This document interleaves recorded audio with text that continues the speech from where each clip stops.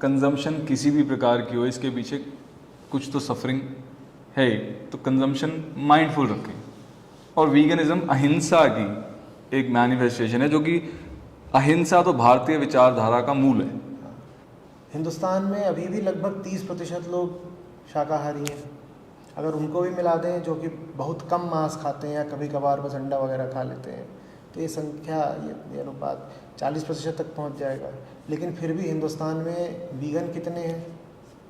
1% भी नहीं। तो ये लोग क्या समझ नहीं पा रहे हैं कि ये वीगनिज़म हिंदुस्तान में जड़ें क्यों नहीं जमा पा रहा? इसलिए नहीं जमा पा रहा है क्योंकि आप मिट्टी की भाषा में बात नहीं कर रहे। हिंदुस्तानी आदमी कुछ भी कह ले, वो अपने आप को नास्तिक भी कह ले, तो भी यहाँ की मिट्टी में, यहाँ की हवा में अध्यात्म है। आप उसको गहराई से अहिंसा समझाएंगे, वो समझ जाएगा।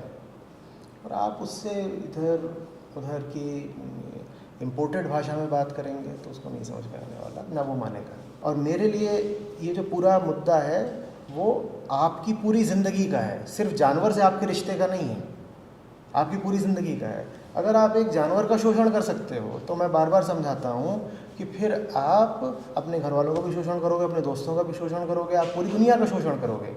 अगर मैं ऐसा हूँ कि मैं पूरी दुनिया को देखता ही इसी हिसाब से हूँ कि कहाँ कोई मिल जाए लूटने के लिए, ठीक है ना। मुझे कोई औरत दिखेगी, मैं उसका बलात्कार कर दूँगा। मुझे कोई पेड़ दिखेगा, मैं उसको काट दूँगा। वहाँ पे कहूँगा मैं अपने लिए कोई और बना रहा हूँ, उसकी लकड़ी चाहिए